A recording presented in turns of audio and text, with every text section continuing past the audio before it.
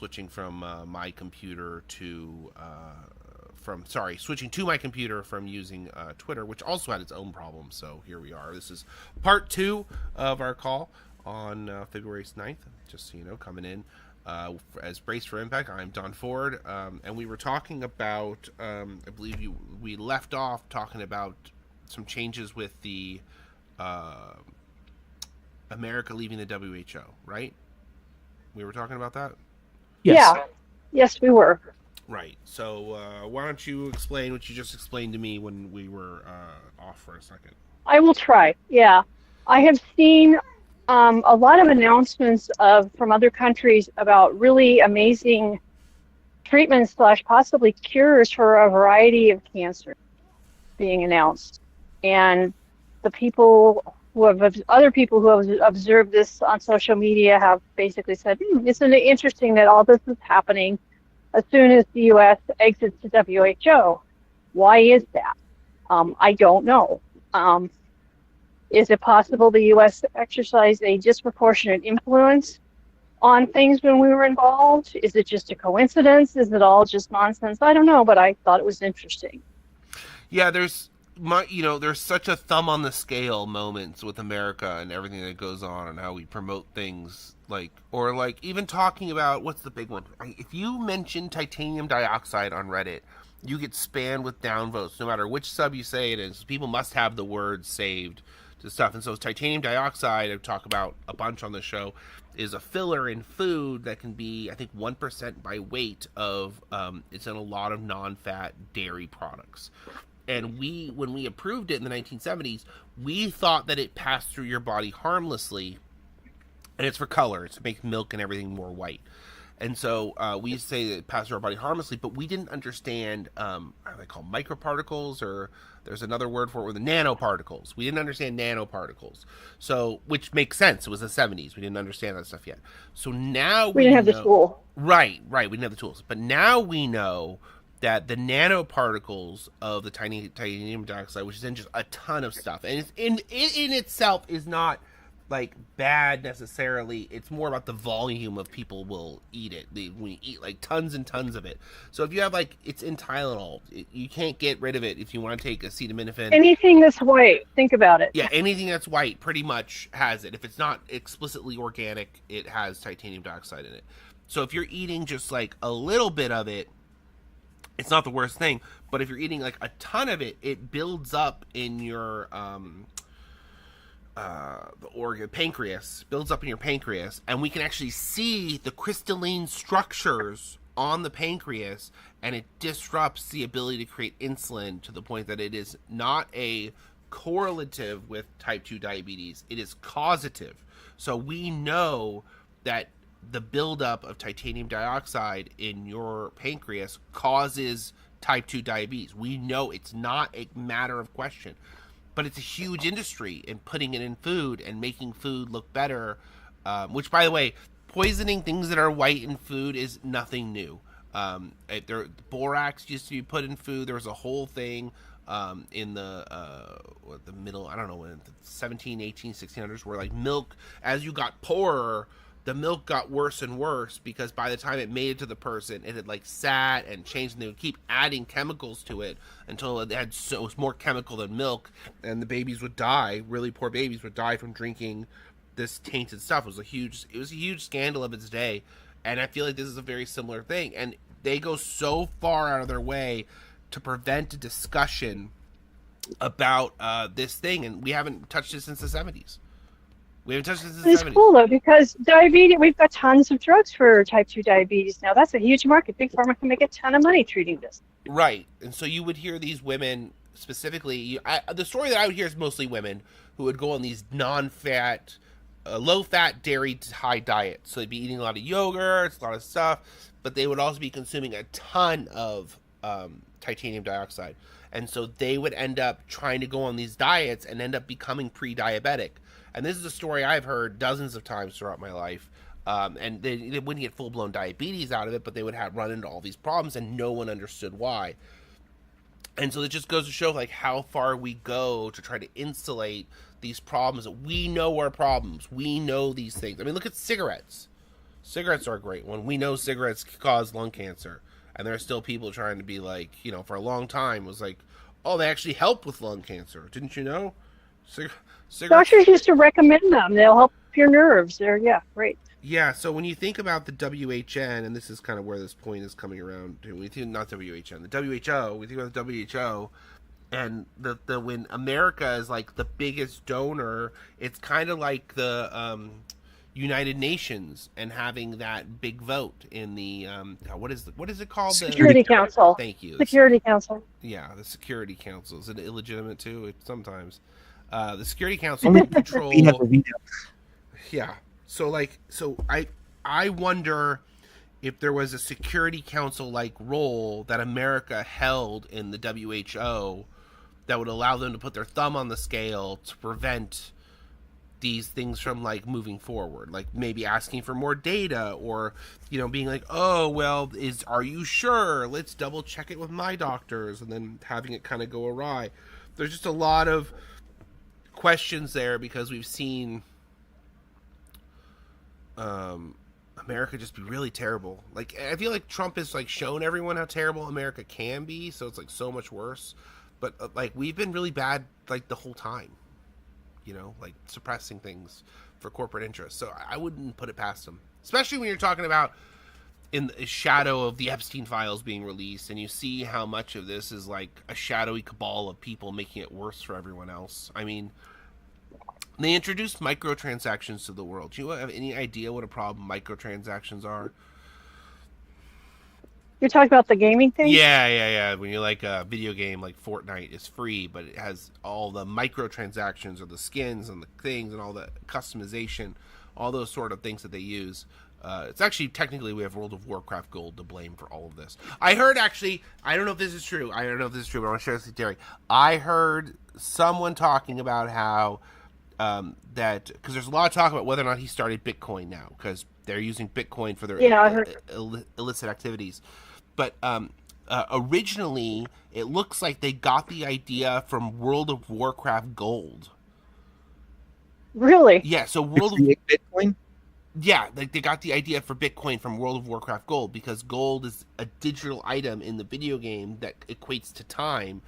And then you could also eventually trade them for, you could buy monthly account fees with them. So it translates into real money. And there was somebody, I don't know that I got someone look this up, but they were talking about how Steve Bannon at one point ran a company that sold WoW Gold in China. And that was how they were all connected, and how they used to launder money initially was using WoW Gold. Because it translated to real cash, but you'd have to do like so much gold because it was like thousands for like $20. So because I remember all that when that was going on, but it really it goes to show that. Remember when I always talk about though when MAGA was recruiting for Trump's election out of the World of Warcraft like trade channels. Remember I've talked about that, and like that's all very validated by how they've had WoW accounts and they're doing all this. They're engaged with all this stuff. It's very hard for those of us who are in the pre-gaming era to understand. I'm still struggling with that. So you have these you have World of Warcraft, right? And then you have these channels that people can talk in. So you have in World of Warcraft it was. One was general, 2 was trade, and then 3, and you could add whatever you wanted to join whatever. But the big one was trade channel. And trade channel, I was looking for group, that was one of them. So trade channel was like if you were selling something or trying to advertise, like you were selling like items, you would, I have 600 wool I need to sell. So you talk in trade chat for that. And so what people were doing is all the really toxic people who used to be in there, who would say racist stuff all the time, being, edgy, they all started doing MAGA recruitment before MAGA was MAGA. So they started recruiting, it was like 2015-16, they started recruiting people who would go along with their racist stuff, which was always 4chan adjacent, for the presidential campaign. They're recruiting like people to do digital outreach, basically. Yeah. The first mention of Q came out of 4chan. That doesn't surprise me. I mean, well, Q was all 4chan. I mean, Q's whole shtick was all you know, because 4chan had this like era of of like anonymity.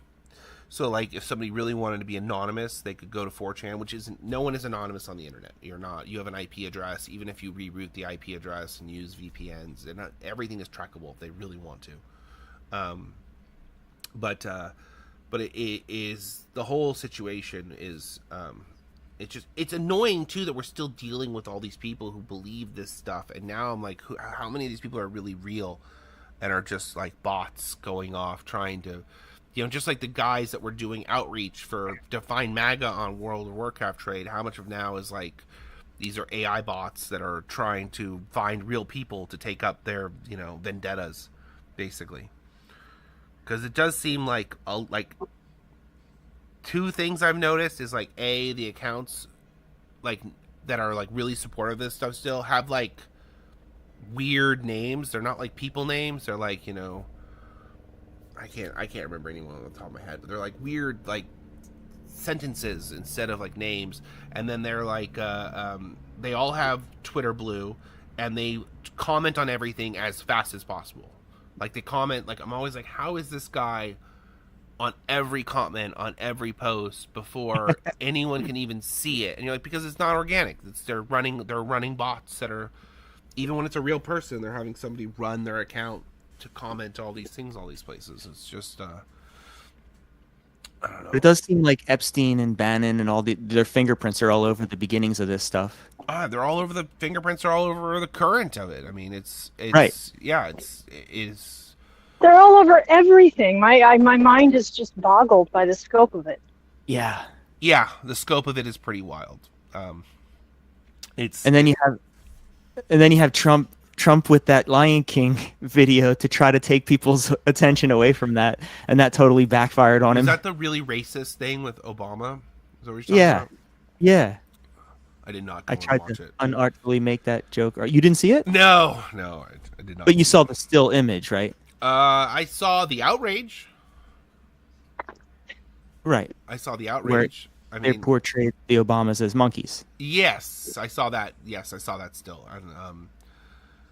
And he still refused to apologize for it, but he did take it down. But I mean, that did really feel like he did. I'll give him this. He did. I watched him give a speech where he was like, "Someone else who works for me posted on the thing, and we didn't want that." And he didn't apologize, but he did backtrack. So at least we know there is a line of too far that even he is willing to say, "Okay, that was too far." He just won't take responsibility for having done it himself. He's blaming it on someone else. But I'll take it.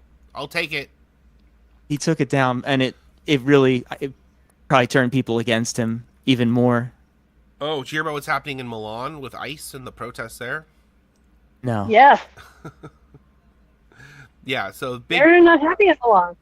Big protests because ICE has had a presence in Milan, and everyone is like, "Why are you here? You're not welcome. You don't have jurisdiction." And I feel like they were testing. I mean, they're for immigration in America. There's absolutely no reason for them to be there. Right. Yeah. I think they were testing the waters on going like worldwide Gestapo, and I think they just lost. Yeah, they just lost. They lost really bad. But at the same time, it's interesting because a lot of this is like, who's really pulling the punches and trying to control things. Because we also have protests in Australia, where they're making it illegal to protest. They're like, Israel's really clamping down there since the shootings happened. The shooting happened, I should say, which is horrible and terrible, and like there's nothing good about it. But it definitely, they're clamping down there on free speech because they have different rights in Australia, and same thing in England. They've been making it illegal to say anything related to that Palestine group. A bunch of other things, like things that should not be illegal, they're making illegal. And there is finally some pushback. It's like, it's starting to like go around because they're like, arresting people for saying free Palestine who are like in their 90s. Like the whole thing is completely ridiculous. Once it's hitting the court system, they're like, what is this? But in Melbourne, I think it's in Melbourne, where Herzog was coming to speak, and he's getting protested really hard. I have seen probably some of the most violence I've seen at a protest in a really long time. Like, it's so unhinged like how hard they're Now, beating from the protesters. protesters, but from the enforcement. Yeah, the police. Okay. Yeah, the police are being so violent. I watched them beat one guy unconscious for like no reason. Like 4 officers on the guy. Just like it's stuff that they wouldn't do in America with a camera on them. You know, Yeah. and it can't. Like George Floyd is a good example where they killed him, but they did it very very slowly. Like no, it's fine with his knee on his neck.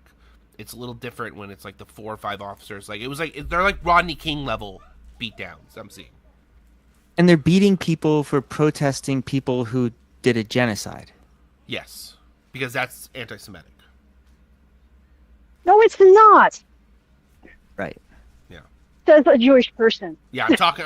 Jesse and Terry are both Yeah. Jewish, so we'll let them. I am not, so I'll stay out of that. But it does seem like that whole thing has been a little overused, and people are like, "But why is that worse than everything else? Why is that worse?" People are sick of it. Frankly, people are sick of it. And I think everything that Israel's done in the last few years has created far more actual anti-Semitism, and continuing to conflate support of Israel with Judaism is a major problem that's going to really, it's hurting us. I as an outsider looking in, it seems like that is the most anti-Semitic thing happening. Right, saying that if Israel does it, it reflects all Jewish people, and if whatever Israel wants to do is, like that seems like to me the most anti-Semitic position, because it's sort of like I agree. why would it come? Are we saying that the acts of Iran are all Muslim people? You know what I mean? Like, is that? Yeah. Even all Iranian people. Yeah, right. Like, there's so many, like, oh, so that's not, you're having the same, oppressive. It turns out power makes people oppressive if you don't have a lot of rules. Who Judaism would is have thought? Judaism is nobody's nationality. Oh, you're the Jewish person. I'll let you say it. Yeah. I mean, people try to act like that, about Israel, but I feel no connection with that. I hate what they're doing. Yeah, it seems You know, bad. look at what just happened at I the. hate what they're doing. Yeah. Were you brought up with a Jewish education at all, Jesse? Not really. I kind of rebelled against a lot of the stuff. I got a tattoo when I was 13 instead of a bar mitzvah. Good job. Yeah, wow, that Love just it. sounds so on character. I was not but mitzvah or anything, but they tried to make me go to Hebrew school for as long as I would put up with it. And I got to say, I didn't learn Hebrew, which I actually kind of thought would have been cool. What I learned about was Zionism, nonstop. All about Israel. I could have told you what the strategic importance of the Golan Heights in 6th grade. So I kind of get how hard it is for a lot of Jews to shake that. That doesn't mean it's right. Yeah, for me, it was always in the background and like celebrating holidays and that kind of thing, and other family members more religious, but my own like immediate family kind of, we did what we wanted. We kind of did too. That, like I said, they tried to make me go to Hebrew school. I thought it was boring, and eventually they got tired of trying to make me. But Israel is always in the background as a Israel all the time. Israeli folk songs, Israeli this. It's all a made-up culture. Whoa. I shouldn't say that. Don't get us I in shouldn't trouble. say that. Don't get us in trouble, Terry. But you're right. I mean, it is. Even when we talk about Hebrew, it's, they brought the language back to life. You resurrected it. It'd be like bringing back Latin. Yeah, they did technically. Right. It is accurate. But I mean, I feel like if Israel wasn't about stealing Palestinian land, and if Israel was about actually supporting Jewish people and like making them stronger, then it sounds pretty great. It sounds great, but it's not what it actually is. It's like a lot of things. There's a big difference between the messaging and the action, and I feel like you're obviously They've lost their way. I think they've lost their way. Well, and you kind of really see it in a lot of things right now, because you're seeing this. Saying that they control the media is obviously an old trope, but at the same time, we're now watching them openly talk about trying to control all the media. And they're, they have Barry Weiss over at what is she at NBC? ABC? Where is she at? She's at CBS. CBS. Well, the other CBS. Yes. And they got they're buying TikTok, right? They bought TikTok. The Ellisons bought TikTok. The Ellisons and are they like the number one supporter of the IOF and all these other groups in Israel? And then you have his son desperately trying to buy Warner Brothers, which is just like now they're trying to use the government to make it an antitrust issue, which, by the way, like, I don't think Warner Brothers being sold again is a good idea, but Warner Brothers gets sold every like 5 years to one group or another. And if we're talking about Superman and Batman and all these characters, all these famous Warner Brothers things being with any group, the one thing I'll give Netflix is that they're like have a long-term growth strategy to use the characters for the way audiences want them. And groups like Paramount want to take these characters and all these influence that comes along with them and use it to their benefit. And I feel like also when you talk about an antitrust thing, I feel like the whole thing's kind of ridiculous because Paramount is a studio who also has a streamer, where Warner Brothers is a studio that also has a streamer. That seems like a much bigger antitrust issue than a streamer who also has a studio. Like, that seems like a natural, like, there's like, oh, it brings severe antitrust. You're like, but that's not antitrust. That's not how antitrust works. Because those we barely even groups. have antitrust laws anymore anyway. We haven't had antitrust really since Reagan. Well, it just comes down to they're now trying to leverage the sale so that Paramount can get some kind of benefit. And Paramount's been gutting and destroying everything. They bought CBS too, gutted and destroyed it. So you're talking about, you have this one group has a long-term growth strategy, and another group who is gutting and destroying things. And how the Ellisons are talking about it is like their messaging is we're the long-term growth people, but their actions are cutting and gutting everything. And I feel like people are all afraid about like Warner Brothers like not running. And I'm an actor. Film is where my heart is, at the end of the day. And we you look at what's happening, and all they have to do is stay in the film, stay in movie theaters. That's like the big problem is, well, we might lose movie theaters. You're like, okay, well then they already said they'll stay in movie theaters. What's the big deal? And it's just so weird how propaganda works around this. Because if you didn't know, so Paramount has Saudi money, right? And this is how everything comes full circle. Paramount has Saudi money, but the Trump's son-in-law is out of the deal now. But they have Saudi money. So the publications about movies is like, what are they? They're Deadline and Vanity Fair. Variety. They're all owned by one company.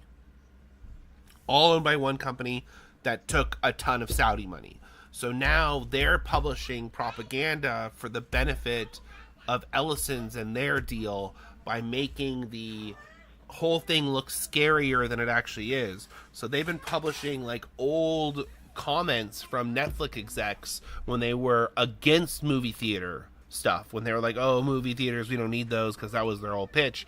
But then and I honestly, what I think this whole deal is coming down to, with even Netflix being able to buy Warner Bros., I find so interesting, is K-pop Demon Hunters.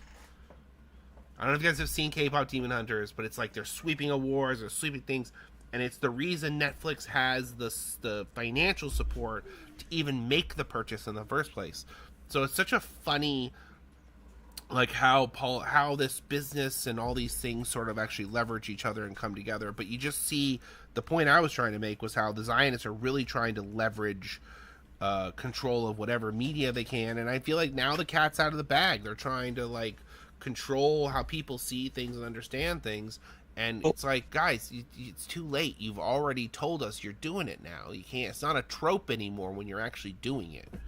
Well, this is why media consolidation is bad, just in general. Like, we should have as many companies as possible. It's better for society. It's better for information.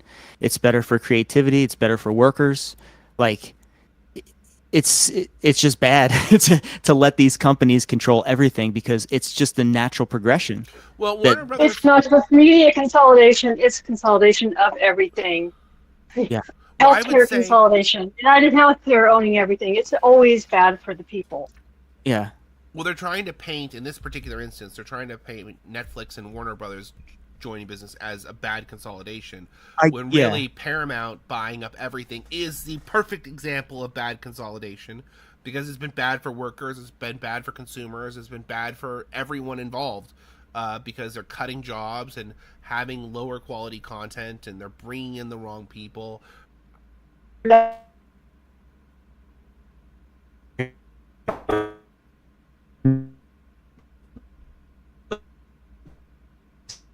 I think I might have the most unstable computer system on the planet. And just between the crashes and now my internet dropped out momentarily. Oh. Hang on, guys. We're almost back. Oh, There we go. Now we're back. Sorry about that. The No, you should. we gotta. I'm taking donations to fix my to fix my system, because I am having ridiculous trouble keeping my my system functional. But I knew what you were saying about the Netflix thing. I was just saying that the natural progression of media consolidation is more like what you're talking about the Saudis doing. right. They also bought a big gaming group too, the one that does all the Call of Duties and all that sort of stuff. They've been buying up like a lot of stuff, and it's super sketch. So it's More people owning printing presses is better. right. Yeah, more people owning printing presses is best. Well, my family got their start actually in advertisement. They had a printing press. Really? Yeah, true story.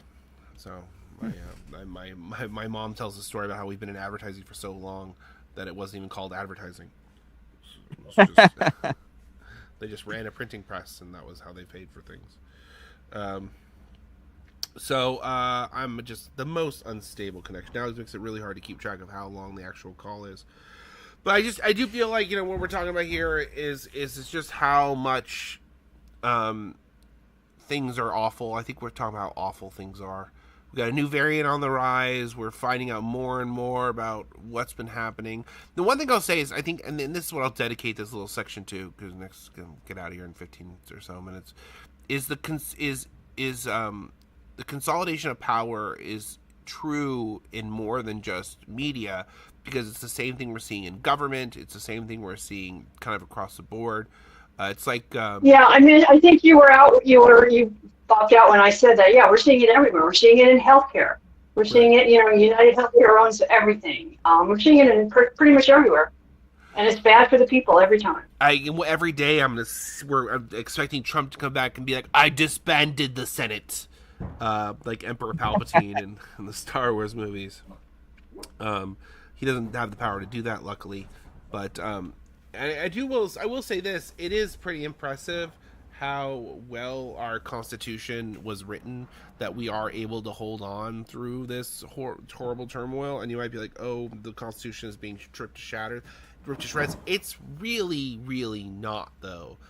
It is momentarily, but then they come back around, and then it changes. And like Minneapolis hasn't stopped; it's still a huge problem. All this ICE stuff's still a huge issue, but we're actually seeing a move towards like our actual like laws being enforced, and we still have a long way to go, and the fight is only beginning. But I think that like I've said this before, in order to pull off what they want to pull off and be like the new age Nazis, they have to be willing to kill a lot more people than they're willing to kill. And that is ultimately what this comes down to. We're going to win in the long run, because like if you got to understand Nazi Germany and like how even Mussolini, and like they killed everyone. They took, like, if some kids did a protest against Nazi Germany, they took them out back and hung them like that day. Yeah. And like, so did Stalin. Yeah, so did Stalin. So, I mean, in order to understand how you actually achieve, like, they're trying to achieve it through the fear of something like that. But you got to understand how amped up on, like, crystal meth these guys were. They have been dehumanizing these people for, like, generations already. The whole thing had been going on for, like, 20, 30 years. Now, what we do have some truly horrific stuff going on. These prisons are awful. They are concentration camps. We need to get these people out of them completely, 100%. Like, there are a lot of things that need to happen. And even when we talk about they're trying to build this infrastructure with these warehouses, they hold, like, 5,000 people each. Like, these are big facilities that you think about 5,000 people in, like, the numbers of America when you're talking about 350 million. Like, it's not enough to do what they want to do. They don't have the, like, capability. It's We're not. we're a big country. It's a lot harder to pull off than it is in a country that's the size of Massachusetts. Well, you're much better off making your life a prison rather than trying to put life in prison. You know what I mean? Right. And that's what they're trying to do. They're trying to create a surveillance state to the extent that it is almost a panopticon. Well, I feel like they did it better in the 80s and 90s, how you were trapped but you didn't feel trapped. You know what I mean? That's like the way a good trap works, right? It's like now we have all these people who are, they took on all this debt and they did all this stuff, went to college. College is good. We need people to go to college, but some people, they've gone huge debt and they can't pay that debt off. And then that becomes like a gilded cage where sure, they're making, $100,000 a year, but they're also paying a huge chunk back and then they're not getting ahead on their actual payments. And so, like, that is a more effective way, if you want to talk about controlling people, it's a more effective way to control people because it's more like a slow snake wrapping tighter around you rather than a snake coming over and biting you. You know what I mean? These guys want to bite. They're not smart enough to understand, like, how America has done in the long game. And at the same time, they're exposing, I think, the problem to a lot of people. I think a lot more people are seeing the problem and seeing, like, how these things can be used against us, and I think that is changing. Like, if there was a goal, I hope people see it. I mean they're seeing the actual horrors in front of them, like killing people in the streets, but like I hope people see the root of it and how. Did anyone watch the Super Bowl? No, I did not. no. Probably not. Okay, there was a commercial for Ring doorbell. Oh no, I saw this. Yeah, I saw the. Yeah, the commercial, and it was like, oh, you lose your dog, no problem. Ring can activate all the Ring cameras all through your neighborhood, and someone will find your dog. Upload a picture of your dog to the thing, and upload a picture of your dog, and it'll go to all the cameras in your whole neighborhood, and eventually they'll find it. And they just exposed the surveillance. It horrified. Most people had a reaction of horror to that, not like, oh, lovely puppy, they saved my puppy. No, they just exposed what they're really doing, and it wasn't. So you could take a picture. Well, you could take a picture of a kid at a school, right? Get it into the Ring system, and then figure out where they live. Yeah.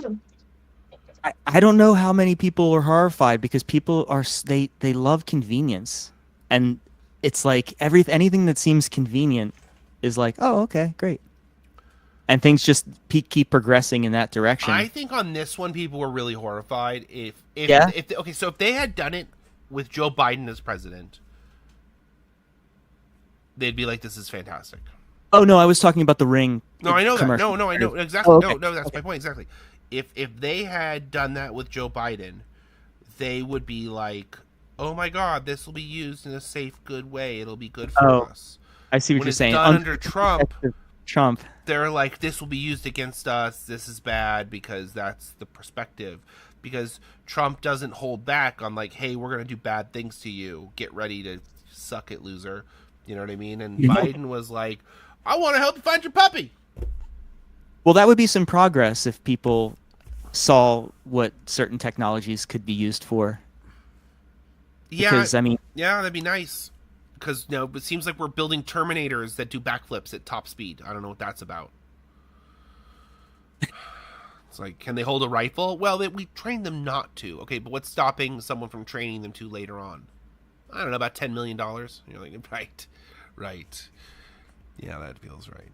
Just like eagerly building Terminators, and then you're watching the the war footage still coming in from Ukraine, and they're using like, have you seen the city that's covered in fiber optic cable, like spider webs? No. So basically, originally they were doing radio wave things that gave lower quality video, but you could just send a drone out. But then they had these machines that would interfere with the connection, and the drones would crash. So they couldn't use. So what they started doing is using fiber optic cables on the back of the drones that come out like fishing line that feeds the signal, so it can't be electronically blocked. So all these drones that you're seeing fly across Ukraine are leaving this trail of fiber optic cable. And so you have entire cities one particular city, I think, that is completely coated in it, and it looks like spider webs. It looks like spider webs are taken over. Like that's how many of these drones Because they have been remain over. connected to the drone, the cable, the Yeah, fiber the optic. cables goes back to the controller. Wow. Yeah, it's very hard to trace because so what they'll do is they'll actually cut the cable and you'll lose contact with the drone. Huh. Yeah. So I mean that's how close we are. Like that's where we are with Terminators. Like those are Terminators. They go out, they drop bombs on human beings, they crash into them and explode. Like they are for the purpose of terminating. So as far as I'm concerned, when you have these weapons that do this, we already have Terminators, and now we're trying to make human-sized ones. I saw one of these robots doing backflips the other day, and you're just like. Apparently, also, just to make it a little worse, the walking like a human is actually not the natural mode for them to walk. They just do it to make it seem more human. The natural movement for them is to walk around like a spider. Like those crawling robotic dogs, like crawling on all fours. And they move way faster. right? Sure, that makes perfect sense. I mean, walking upright is hard, and evolutionarily, we pay a price for it. Yeah. It's not actually good for us. But the only reason they make robots do that is to make them seem more human, when in reality the natural mode is them to like crawl around on the floor like something out of a horror movie. Just like, oh, Neat. great. Great. Oh my god. The one bright side we're getting is that Democrats are winning elections. A lot of people are already saying how elections are over and give up on trying and blah blah blah, but they're already Winning. we're already winning elections. There was a race, I believe it was in Louisiana, that was for a state house that went hard Democrat in a hard red area. It was like plus 13 Trump. And then we had a Texas state house race that the guy didn't even spend any money. Like, just the other person spent a ton of money.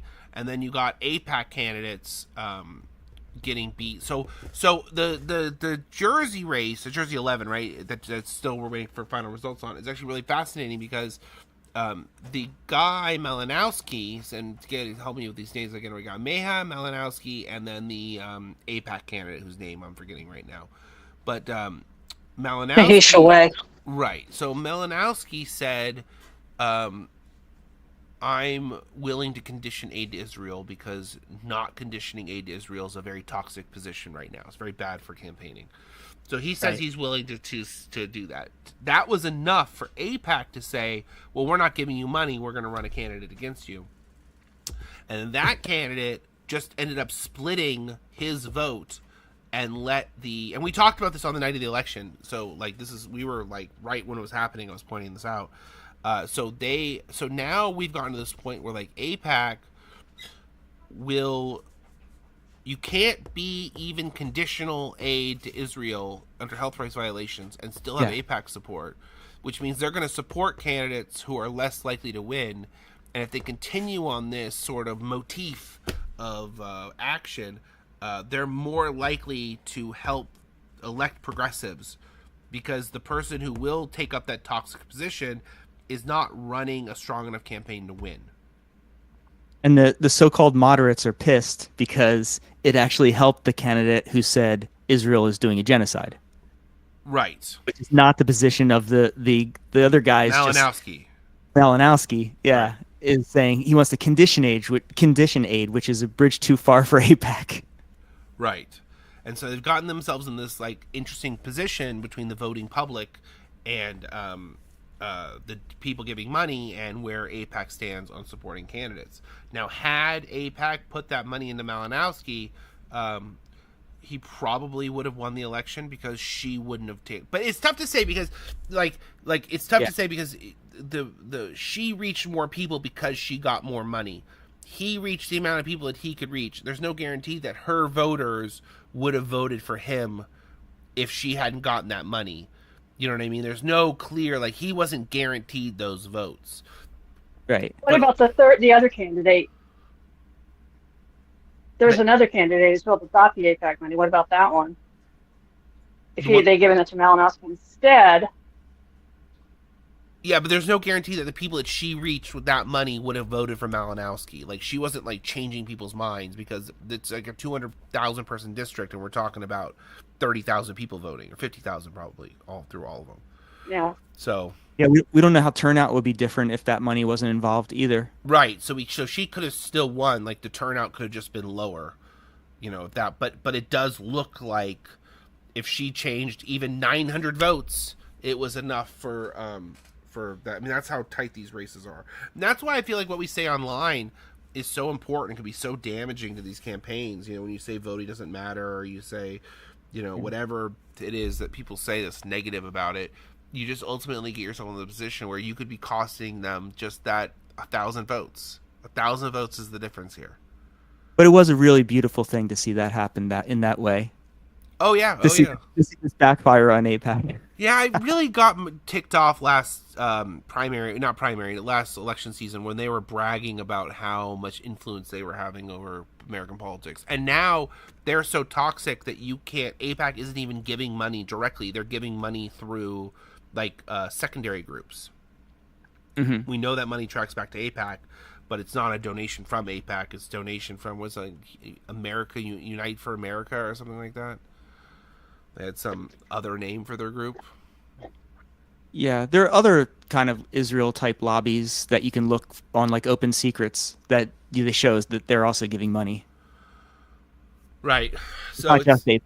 yeah, no, it's widely that she was the AIPAC candidate. It's been pretty widely accepted. That's not like saying something controversial. Yeah, all that local politics. We had a local candidate win a primary by 1 vote. So yeah, it matters. It matters a lot. Yeah, Vote. it does matter a lot. So that's pretty much, you know, I think the big takeaway here is, like, I feel like what we do matters, and all these guys who just got into power, who are doing all this evil shit, they got into power through voting. And people are always like, oh no, they cheated the election. Guys, people are not cheating general elections. Primaries get cheated, because primaries are controlled by the party and it's legal to cheat a primary. So when we say there's primary or cheating the primary, that should be almost anticipated, because there's always sketchy shit in primaries. General elections are federal elections. It is a federal felony to try to cheat them. The last time I feel like we had an election that might have been cheated in a general election legitimately was like Kerry in 2004. Yeah. What was the one where, was it 2012? Where that ham of a human being had the meltdown on TV because the election... Howard Dean? No. The Republican ham. What was Karl Rove. Yeah, Karl Rove. Yeah. Because he was because he was expecting Ohio to go for them, and it didn't. Right, and he thought they had it in there. Because it was Ohio that was where the... So fun little cross section of a story with Kerry. Ohio had rigging.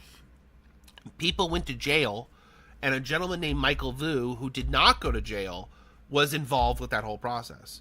Michael Vu then relocated to San Diego, California, where he is still currently in charge of elections there. But he was responsible in 2016 for the destruction of provisional ballots in California. And this was not a secret. This was not like, oh, we heard this happen. They told us they weren't going to stop counting them because we were too close to the convention. It's actually why California's primary got moved earlier in the process. Because of this event, they moved the whole thing. So, again, like I always say these things to explain what happened in 2016. Like, there were real-world ramifications for these actions. So people were held accountable, sort of, kind of. We ended up the Super Tuesday state, right? After that. Yeah, exactly. They moved us up to the beginning, so there's plenty of time to count our ballots. But it basically came down to, we had a ton of provisional ballots because that's how Hillary's scheme in California worked. We didn't have ballots. So basically, on election day, there were no ballots anywhere. Back then, what would happen is volunteers were responsible for the ballots. So if the ballots didn't show up and the volunteer didn't bring them, we have this thing where they had vans stationed all over the state, and they would deliver them within 4 to 5 hours. But that meant that everyone who voted was on a provisional ballot. So the actual ballots weren't there, but the provisional ballots were ready. So we had tons and tons of excited people voting in California. I was literally the California lead for a grassroots organization. I was the only California lead. Even the campaign's California lead wasn't really doing his job. I was the only one at all. And we had people all up and down the state who had ballots missing, and everyone was on provisional ballots. So when the initial, keep in mind, they declared Hillary the winner the day before the election. Election night, they were like, oh yeah, Hillary's won California. And people were like, but we're voting tomorrow. How is that possible? Right. And then they wanted to suppress the vote. They were suppressing the vote. And then when we showed up, there were no ballots, only provisional ballots. And so the first half of the day, everyone's on these provisional ballots. So supposedly the rumor was, and we had a little bit of evidence for this, but nothing like lasted. But basically that Hillary people had special polling locations, because polling locations were like at people's houses in like their garage and shit back then. It wasn't like official sort of run by the state sort of. Really? Yeah, it was all volunteer. So like they would take the ballots home the night before. They would run it out of their home. Like the first time I voted was like out of my neighbor's house down the street from me. So it was like really, really built on trust. And so they, when the ballots didn't show up, all provisional ballots, then by the second half of the day, the ballots are there. Supposedly, Hillary people had their own voting sites where the ballots actually were. So the Hillary people were all voting on real ballots, and the Bernie people were all voting on provisional ballots. And then as provisional ballots were coming in, we were winning so many provisional ballots, we were taking delegate seats. And I was doing fundraising for these people. So we'd get a new delegate, we'd have to get them into the fundraising and immediately raise like $4,000 to $5,000 for them to get them to Philadelphia. And so it was like we had to move really fast, and then we were expecting more delegates, and they just turned off the count on us. And then Michael Vu was where all the ballots were sent, and there was a giant, those shredding trucks, the confidential shredding trucks. I don't know if you guys have seen those. Yeah. They pulled up one of those confidential shredding trucks that we had photos of. They brought out the truckload of ballots. I mean, we're talking a vast amount of ballots, and they just destroyed them all. Wow. And that was Michael Vu, who was the same guy who was connected to Kerry getting rigged out in 2004. And the rumor is among like the Green Party sort of adjacent election integrity people is that, and I interviewed some people on this, and he passed away unfortunately since then, but I have an interview with him where he's explaining how they thought, and it appeared that Hillary had done that so that she could run in 2008 instead of 2012. That they had thought that Hillary had rigged out Kerry in Ohio so that she would lose, and then that would let her run in 2008, and then she got beat by Obama. But then Obama's people only came and took delegate seats. They didn't do party leadership. This is like the stuff I uncovered when I drove around the country and talked to people in like a whole bunch of states. So I went to 35 states and did like a couple hundred interviews. But basically, in 2008, Obama's people didn't do any party leadership, so Hillary took over the whole party. And that's how she was able to get superdelegates in advance. So superdelegates are a combination of elected House of Representatives, senators, and party leadership. So a lot of DNC staff is actually state party chairs and vice chairs and their staff of people. So they'll get like 5 or 6 DNC seats per person, and then they all come and vote on DNC measures. But they're also what were called at the time superdelegates, which meant that they could automatically go to the convention. They did not have to win a seat to the convention as a delegate, but they would also get to vote before anyone else could vote. So theoretically, like some states only had like 5 normal delegates, but they had like 11 DNC delegates. So you could have Bernie win the state, but it would still look like Hillary won because she won in superdelegates, because she had paid everyone off and filled all those positions like years in advance. So when we actually went to try to negotiate with people to try to like switch their superdelegate votes, because we were working on that whole thing the whole time, they literally told us that like she bought their thing, they paid for it, and there was no way to switch it. and then the when we were doing the superdelegate negotiations, and I wasn't actually a part of it. I was watching this and talking online while they were doing it. It's kind of weird how it all worked out. But the Black Caucus said that this was legitimately their argument for why we shouldn't get rid of it, because it's one of their best fundraising tools. Super delegates. Yeah, selling their superdelegate seat was one of their best fundraising tools. They said it in a lot more words, and that's one of the big reasons that we got rid of superdelegates, because, and they're now called automatic delegates, but they can't vote before their state votes because it offsets. It's basically, it suppresses your own vote internally, and when you suppress the primary vote, it suppresses the general election vote. And so the whole argument for superdelegates to get rid of themselves, because that's what happened, was that if you don't have people vote in the primary, then they don't vote in November. And that's why switching candidates, with switching out Biden without a real primary, was why Harris lost more than anything.